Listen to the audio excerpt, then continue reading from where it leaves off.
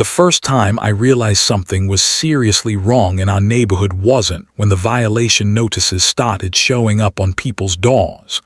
It wasn't when the fines doubled overnight. And it definitely wasn't when our HOA president threatened to sue a widow over the color of her bird feeder. No. It was the morning I opened my garage door and found 3 black utility trucks parked inside my property. Trucks that didn't belong to me, trucks I had never authorized, and trucks that somehow contained enough secrets to blow apart an entire community. Looking back now, it still sounds insane. My name is Ryan Mercer. I'm 46 years old, married, father of 2, and until all this happened, I genuinely believed moving into a quiet suburban neighborhood would be the most boring decision I'd ever make. Turns out boredom would have been a blessing. We lived in a place called Willow Creek Estates, about 40 minutes outside Nashville. Nothing fancy. Just tree-lined streets, kids riding bikes off to school, dads mowing lawns every Saturday like it was a religious obligation, and neighbors who mostly minded their own business. For years it was peaceful. Then Victor Lang showed up. Victor became HOA president about 6 months after my father moved in with us. If there is such a thing as terrible timing, that was it. My father, Walter Mercer, was 73 years old, retired marine mechanic, stubborn beyond reason, the kind of man who believed every problem in life could be solved with either common sense or a bigger wrench. He hated bullies, he hated bureaucrats, and he especially hated people who used tiny amounts of authority to make themselves feel important. Victor happened to be all 3.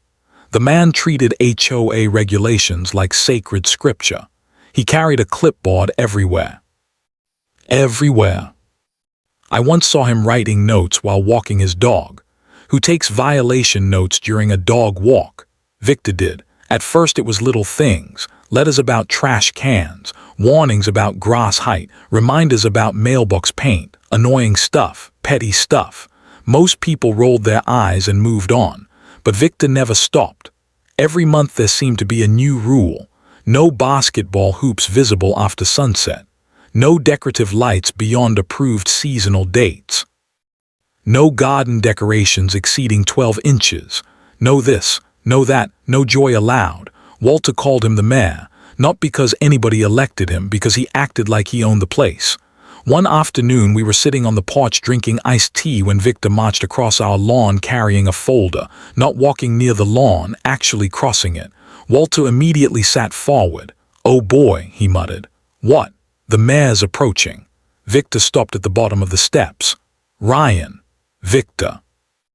"I noticed your trash bin remained visible for approximately 17 hours after collection yesterday." I stared at him. 17 hours. Who tracks that? Apparently Victor did. Before I could answer, Walter spoke up. "You carrying a stopwatch too?" Victor ignored him. "The community standards exist for a reason." Walter smiled. The dangerous smile. The smile that meant somebody was about to regret continuing the conversation. "You ever consider getting a hobby?" Victor's jaw tightened. "I have responsibilities." Walter took a sip of tea. "Yeah, that's what everybody says right before becoming unbearable." I nearly choked trying not to laugh. Victor left angry. Walter watched him go. "That man doesn't want order," he said. "He wants control." At the time I thought he was exaggerating. I wish he had been. A few weeks later something strange happened. I came home from work and found a gift basket sitting on my front porch. Cookies, coffee samples, fancy little ribbons. Attached was a card, Community Appreciation Initiative, courtesy of the HOA, signed by Victor. I carried it inside. Walter looked at the basket and immediately frowned. "What?" "Never trust a gift from somebody who sends violation notices for bird baths." I laughed. Again, big mistake. Because the next morning the trucks arrived. 3 massive black utility trucks rolled into our cul-de-sac just after 8. Their engines growled like construction equipment. The vehicles looked expensive. Professional, government-level professional. I stepped outside confused. Several neighbors did too. Then Victor appeared, perfectly pressed shirt, perfect haircut, perfect smug expression, the whole package. "Morning, Ryan. What is this?" he smiled. "Temporary storage." "Temporary storage of what?" "Community equipment." Before I could process that answer, two drivers walked straight toward my garage, straight toward it like they already owned it. "Hold on," I said. "What are they doing?" Victor casually opened a folder. "Under emergency administrative authorization, we're utilizing available resident space." I blinked. "What? It's temporary." "No," his smile never moved. "Actually, yes." Then one of the drivers entered a code, my garage, my code. The door opened. All three trucks drove inside. Walter stepped onto the driveway just in time to watch the last truck disappear. For maybe 10 seconds he didn't speak. That alone scared me. Then he slowly looked at me. "Ryan, yeah, get me every lock you own." Now here's the thing. Most people would have called a lawyer, most people would have called the HOA, most people would have tried being reasonable. Walter was not most people. 20 minutes later my garage looked like Fort Knox. Padlocks, chains, steel bars, security locks, backup locks protecting the main locks. I didn't even know where half that stuff came from. When he finished, he crossed his arms and nodded proudly. "There." "What exactly is the plan?" "The plan," he grinned. "The plan is watching Victor explain this to a sheriff."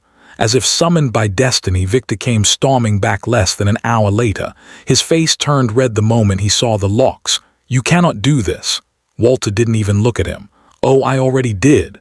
Those vehicles belong to the association." Walter finally turned. "And my garage belongs to my son." Victor pointed at the door. "Remove those locks immediately." Walter pulled out his phone. "Nah." Then he dialed. "Good afternoon, Sheriff. Got 3 unauthorized vehicles sitting on private property. Thought you might find that interesting." For the first time since I'd met him, Victor looked nervous. And that was only the beginning. Because none of us knew what was hidden inside those trucks. And if we had, we would have called a lot more than the sheriff. Sheriff Tom Grayson arrived 20 minutes later carrying a coffee cup and the exhausted expression of a man who had spent 20 years dealing with other people's nonsense. He climbed out of his cruiser, looked at Victor, looked at Walter, looked at the garage covered in enough locks to secure a military bunker, then slowly removed his sunglasses. "All right," he sighed. "Who wants to explain why my afternoon just got ruined?" Victor started talking first. Of course he did. He launched into a 5-minute speech about community standards, emergency authorizations, HOA responsibilities, and several other phrases that sounded important but somehow meant absolutely nothing. Tom listened patiently. Then he looked at me. "Did you give permission?" "No." He looked at Walter. "Did your son give permission?" "Nope." Then he looked at Victor.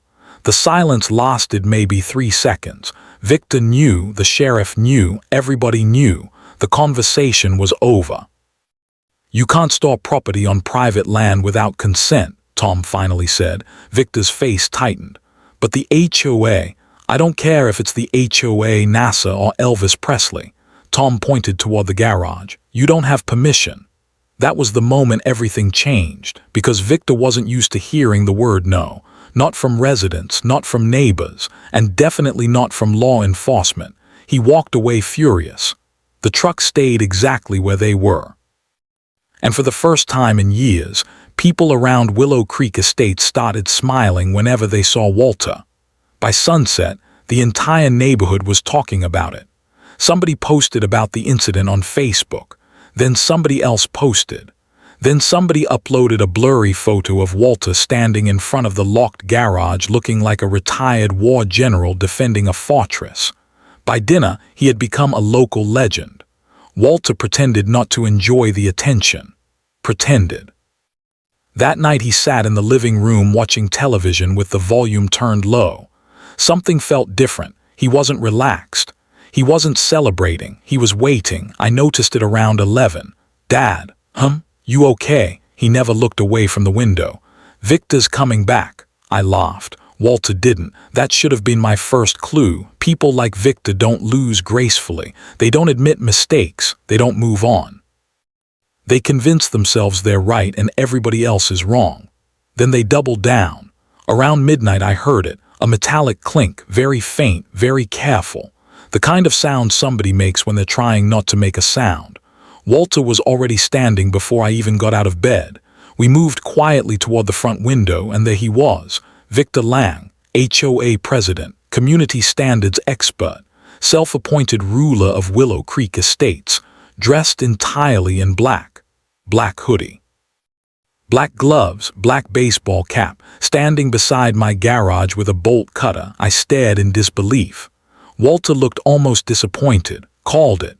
Victor struggled with the first chain. The bolt cutter slipped. He nearly fell over. Watching him attempt criminal behavior was like watching a giraffe try ballet, painful, embarrassing, and strangely fascinating. Walter reached for a small remote sitting on the windowsill. I knew exactly what it controlled. The sprinkler system. The same sprinkler system he'd modified after declaring war on local raccoons. Victor squeezed the bolt cutter again. Walter smiled. Activate countermeasures. I pressed the button. The sprinklers exploded to life. A high-pressure jet of water hit Victor square in the chest. He screamed, actually screamed. The bolt cutter flew from his hands. Another sprinkler caught him across the face, then another. He slipped, fell backward, rolled across the driveway, got up, slipped again, and finally sprinted down the street soaking wet while Walter calmly watched from the window. Successful defense, he announced. I laughed so hard I couldn't breathe. The next morning was worse, for Victor, much worse, because somebody's Ring camera had captured everything, every second, every glorious second. The video spread through the neighborhood before breakfast. By lunch it had somehow reached 3 neighboring communities. One of my co-workers texted me, "Jude, is your HOA president the guy getting attacked by sprinklers online?" Victor didn't leave his house for 2 days, but something about the whole situation bothered me. The trucks. I couldn't stop thinking about them. The story didn't make sense. If they really contained HOA equipment, why was Victor acting like a man protecting state secrets? Why risk getting arrested? Why try breaking into my garage at midnight? The question sat in my stomach all day. By evening, curiosity finally won. I walked into the kitchen. Walter was eating ice cream directly from the container. "Dad, what? I think we need to see what's inside those trucks." He set down the spoon immediately. About time. The sun had already disappeared. Most of the neighborhood lights were off. The garage was dark except for a single flashlight resting on a workbench. Walter carefully unlocked the door. One lock, then another, then another. There were so many locks it felt like opening a bank vault. Finally, we stepped inside. The truck sat there silently, black, unmarked, waiting. I approached the middle vehicle. My heart was beating harder than it should have been. Maybe because deep down I already knew something wasn't right. I opened the rear doors and immediately froze. For a second my brain couldn't process what I was seeing. Monitors, rows of monitors, computer equipment, storage racks, recording devices, cases filled with electronics. Walter stepped beside me. Neither of us spoke. We just stared. The truck wasn't carrying maintenance equipment. It wasn't carrying landscaping tools. It wasn't carrying HOA supplies. It looked like a surveillance center, an actual surveillance center, the kind you'd expect in a spy movie. Walter let out a low whistle. "Well, what? This ain't about trash cans." I moved deeper inside. Boxes lined the walls, each carefully labeled. Audio, video, records, archives. One cabinet contained dozens of cameras, tiny cameras. Hidden cameras. Some disguised as birdhouses, others disguised as rocks, garden lights, decorative lawn ornaments. I felt cold, really cold. The kind of cold that doesn't come from temperature. The kind that comes from realizing you've stepped into something bigger than you expected. Then I found the folders. Hundreds of them. Every folder had a resident's name. Every folder. My hands shook as I opened one. Photos, schedules, notes, personal observations. Information nobody should have possessed. Information nobody had willingly provided. I flipped through page after page. A woman walking her dog. A teenager returning home from school. A family hosting a barbecue, every detail documented, every movement recorded. Walter's expression changed. The humor disappeared. The jokes disappeared. The old marine mechanic vanished. In his place stood a man who suddenly recognized a threat. This wasn't built overnight. No, this took years, I nodded. Then I found my own folder. Ryan Mercer. Priority monitoring. The words hit me like a punch. Inside were pages of notes. Comments about my work schedule, comments about my family, comments about my social influence in the neighborhood. One sentence stood out, potential obstacle to administrative authority. I read it twice, then a third time. Walter looked over my shoulder, his jaw tightened. Administrative authority, I swallowed. Dad, I know. This is insane. No, he slowly looked around the truck. His voice became very quiet, and somehow that scared me more than yelling. Insane would have been easier. He pointed toward the shelves. That's organized. I stared at the folders, at the cameras, at the files, at the years of spying hidden inside my garage. Suddenly every strange find made sense. Every violation, every warning, every impossible observation. Victor wasn't enforcing rules. He was watching people, studying them, collecting information, building leverage. And the worst part. We still had no idea why. Walter closed the folder and handed it back to me. Take pictures. Pictures. Everything. He reached into his pocket, pulled out a notebook. And for the first time since this nightmare began, I saw something in his eyes that worried me. Not anger, not frustration. Purpose. The kind of purpose a man gets when he's finally identified the enemy. Because Walter Mercer had just stopped fighting an annoying HOA president. Now he was hunting something much bigger. And by the time we finished documenting what we found that night, one thing became painfully clear. Victor Lang wasn't running a homeowners association. He was running an intelligence operation. And the next evening, at the emergency HOA meeting, he had called to force us into surrendering those trucks. We were going to expose him in front of the entire neighborhood. The next evening, Willow Creek Estates looked less like a neighborhood meeting and more like people showing up for the final round of a heavyweight fight. Nobody wanted to miss it. Word had spread fast, too fast. The sheriff was coming, half the neighborhood was coming, and Victor Lang had no idea what was waiting for him. Walter insisted we arrive early. Of course he did. By 5:30, he already had 2 folding chairs sitting dead center in the front row of the clubhouse. Prime seating. Front row tickets to a public execution, metaphorically speaking, at least that's what I hoped. The community room filled quickly. Neighbors whispered, people exchanged rumors. A few glanced toward us. Others glanced toward the stack of folders sitting beside Walter. Nobody knew exactly what we'd found, but everyone knew something was coming. At precisely 6 o'clock the doors opened. Victor entered. And for the first time since I'd known him, he looked nervous. Not scared, not yet. But nervous. His confidence felt forced, artificial, like a man trying very hard to convince himself everything was still under control. He walked to the podium, adjusted the microphone, cleared his throat, then flashed the same rehearsed smile he'd been using for years. Good evening, residents, the room quieted. Victor opened a folder. As many of you know, certain individuals have unlawfully seized association property and interfered with HOA operations. Walter leaned toward me. Translation. What? Yes. He's about to lie. I nearly laughed. Victor continued. These actions have caused significant disruption to our community. Then he looked directly at us. Therefore, I am formally requesting immediate return of all HOA assets currently being detained.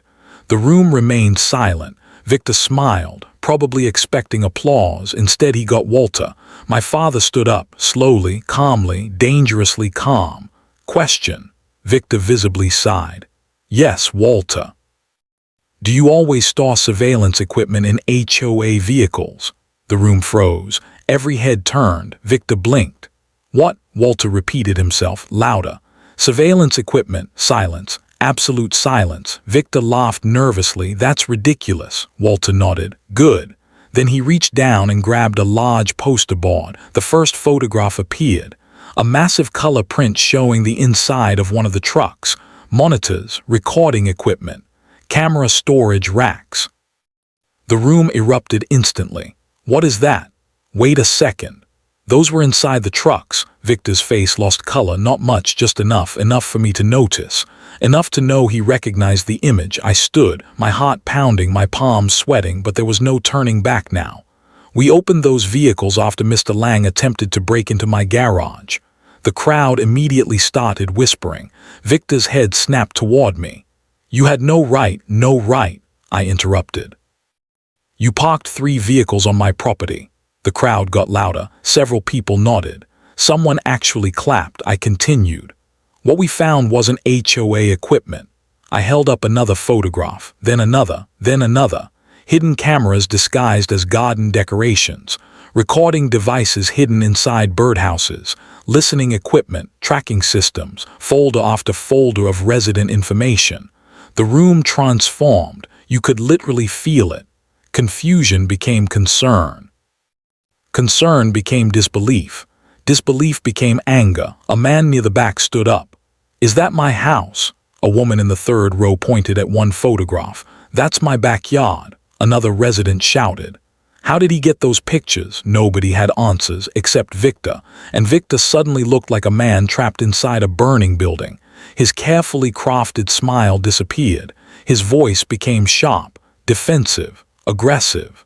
These materials were collected for compliance purposes. The room exploded. Compliance. People started talking over each other, arguing, shouting questions.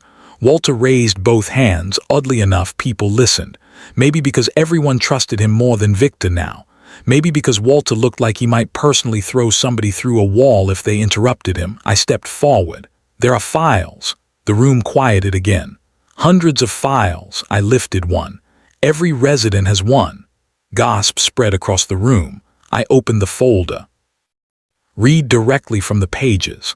Late mortgage concerns, frequent visitors, potential leverage, unapproved personal activities, patterns of behavior. The silence afterward felt heavy, very heavy, because everyone finally understood. This wasn't rule enforcement. This wasn't community management. This wasn't an HOA. This was surveillance. Victor grabbed the podium. His knuckles turned white. You don't understand the responsibilities involved in maintaining order. Order. There it was. The word he'd always loved. Order, control, authority, the illusion that he was somehow protecting people. Walter looked at him, then slowly shook his head. No, Victor frowned. No what? No, you're the one who doesn't understand. The room fell silent. Walter rarely spoke emotionally. When he did, people listened. You think people behave because they're afraid of rules? Victor stared at him. Walter continued. You think communities survive because somebody watches everybody? Nobody moved. Nobody spoke. You spent years spying on your neighbors because you stopped seeing them as people. Victor's face tightened. Walter pointed toward the residents. Those aren't subjects, he pointed again. They're families, again. They're neighbors. Then finally he pointed directly at Victor. And somewhere along the way you forgot the difference. For a second I thought Victor might actually break. The room had turned against him. He knew it. Everyone knew it. Then something unexpected happened. A voice came from the back, quiet, trembling, but determined. He's telling the truth. Every head turned. A woman stepped forward, mid-30s, dark hair, nervous eyes. I recognized her immediately. Melissa Carter, Victor's former administrative assistant. She'd resigned months earlier. Nobody knew why until now. She walked slowly toward the front, holding a flash drive. The room watched in complete silence. I helped him. Her voice cracked. I filed reports. Nobody spoke. Nobody interrupted. I organized the records. Victor looked like he'd seen a ghost. Melissa swallowed hard, then she held up the flash drive. I copied everything before I left. The room exploded. Victor's face turned completely white. Melissa continued. There are financial records, gasps, private databases, more gasps, resident profiles. Then she dropped the bomb, and evidence that personal information was sold. The room went completely silent. Not loud silent, scared silent.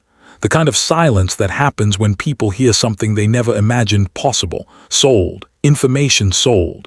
Neighbors stared at one another, trying to process it, trying to understand how far this had gone. Victor finally snapped. "She's lying." Nobody believed him, not anymore. The sheriff slowly stood from his chair near the back wall, coffee in hand, calm as ever. Actually, every eye turned toward him. Tom Grayson took a sip, then set down the cup. "I'd like to take a look at that drive." Victor's shoulders sagged, just slightly, but enough. Enough for the entire room to see. The illusion was gone, the authority was gone, the fear was gone. For years people had been intimidated by him, controlled by him, manipulated by him. Now they simply saw him, a lonely man obsessed with power, a man who confused authority with respect, a man who believed fear and admiration were the same thing. And that realization hurt him more than anything we had exposed, because tyrants can survive criticism. What they can't survive is irrelevance. Victor looked around the room. Nobody was defending him. Nobody. The board members wouldn't even make eye contact. Several quietly moved their chairs farther away. The symbolism was impossible to miss. His empire was collapsing in real time. Then something happened I'll never forget. Victor laughed. Just once. A short, bitter laugh. He looked around the room, at the neighbors, at the sheriff, at Walter, at me. Then he said something that still sparks arguments whenever this story comes up. "You'll miss me." The room stared. Victor smiled sadly. "Without somebody enforcing standards, this neighborhood will tear itself apart." Nobody answered. Nobody needed to, because for the first time in years, nobody was afraid anymore. The sheriff stepped forward. "Victor Lang." Tom's voice was calm, professional, final. "We need to talk." Victor didn't resist, didn't argue, didn't fight. He simply lowered his head and walked toward the exit. The entire room watched him leave. No applause, no cheering, no celebration, just silence. Because despite everything, it was still sad. Not what he did, not the consequences, the wasted years, the wasted trust, the wasted opportunity to be a good neighbor instead of a ruler. The door closed behind him, and just like that, the reign of Victor Lang was over. Or at least that's what we thought.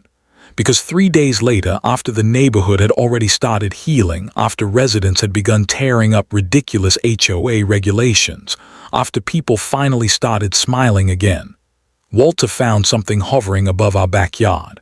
A black drone, watching our house, watching us. And when we pulled the memory card from that drone a week later, we discovered a folder labeled Mercer Contingency Plan. Which raises a question I've been asking myself ever since.